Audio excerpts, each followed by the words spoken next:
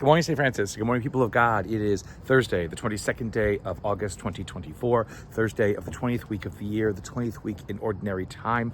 And today is also the day in which we celebrate the Queenship of the Blessed Virgin Mary. So it is a memorial, and it is a memorial that we do observe, not an optional memorial.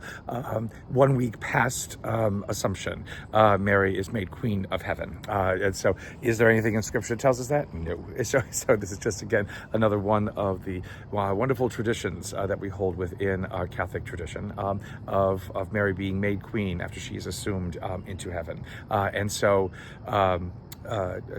what does this do? Again, it's like if God is King of Heaven, Mary is Queen of Heaven. What does that make Jesus? It gets a little bit complicated if you take a look. If you take a look at it in one way, but she is Queen, Mary our Queen. She's also Queen of the Order of Friars Minor, but there is no date on which that actually happens. So we probably, because we as friars probably would just say, well, when she was made Queen of Heaven, she was of course made Queen of the Friars Minor, even though they didn't exist at that time. So Queen of the Franciscans, even though they didn't exist at her time when she was assumed into heaven. So, but there are special readings for today. There's not much else you can say about it except that Mary is made Queen of Heaven. There are special readings for today if you want to observe that fully. But the readings for the day are also very good because in Ezekiel, so Ezekiel has tried to save Judah and Jerusalem. It has failed. They've gone into exile, and they now have to pay the price for their disobedience and for not caring. And basically, it's more not caring. It's not just not following what God asked them to follow.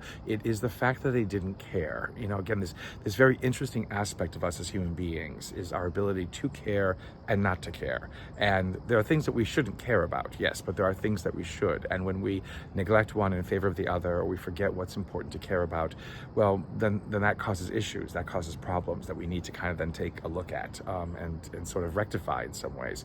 And so here's where God begins now this great rectification of Israel and itself. And again, this is the second half of the great last reading from the Great Vigil of Easter. So the last reading, again, there are seven readings before the epistle, before the reading for the letter to the Romans that can be proclaimed at the Easter Vigil. 7 readings. Most people don't hear all 7 because for some people, it just takes too long, although they should hear all 7, but that's the whole other podcast. That's a whole other reflection. But the last of the readings is always this one from Ezekiel, in which basically God says, I will wash you with clean water. I will make you new. I will turn you into what it is that you were meant to become. You will be my people, it ends, and I will be your God. Again, a God who basically says, you have found yourself in this horrible, awful place, and you lament, and you'll lament, and you'll lament, and you'll lament how horrible it is. Well, listen to me, because I will take you out of that. But I'm going to expect more from you, God says. I'm going to expect more from you. And again, in order to listen more, to understand more, to be open to more, to receive more. That is always, again, what God asks of us, is to be open always to the more in our lives. And again, where Israel failed to do that once, God does not give up on them. God basically will bring them back and promises to bring them back. And it is what will happen. But at this moment, here is God's promise that reigns large, that basically says, you are not abandoned, you are not lost. And more so, I will be the one to refashion you. I will not just send you back to refashion yourselves. That is something, again, that we need to kind of think about at times. Again, how does God do the refashioning of us? Whereas we think sometimes in our modern, understanding of life and whatever it is, that we are the ultimate control of ourselves, that we are the ones who are masters of ourselves, when faith tells us we are not. And to be able to listen to what God can do for us and to help us along the way of our becoming is something that is necessary. Because again, that can truly open up for us horizons and understandings of ourselves that the world can never offer, and neither can we on our own. In Matthew's Gospel, that kind of continues today, because you have what a wedding reception. So again, this parable of this king who puts a wedding reception together for his son, and nobody wants to come.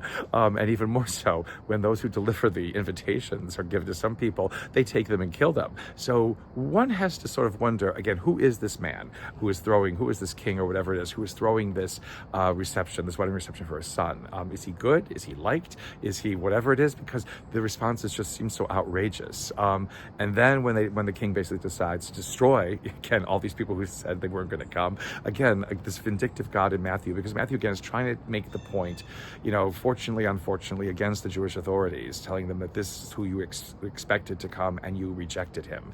And so now this is what's happening to you is a rejection.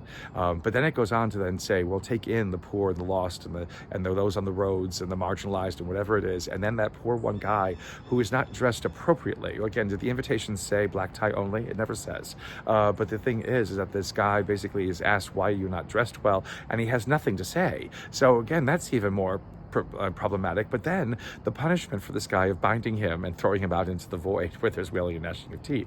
So do you want to even get the invitation, let alone decide whether or not to go to this? But again, this is where, again, this God who wants us to take this call seriously, who wants us to make sure that this is the most important thing in our lives, to have faith, because it doesn't push everything out. It makes everything clearer in our life, but we think it pushes everything out, and we get afraid of saying yes to this call. And yet we have to, because if we don't, then we lose everything that we might want, and we punish ourselves more than we need to, and we end up in places where we do not want to be. This call that God gives us is free. It is open. It just asks for our response and our trust that it will lead us into glory. A blessed day, St. Francis and people of God. May the Lord give you his peace.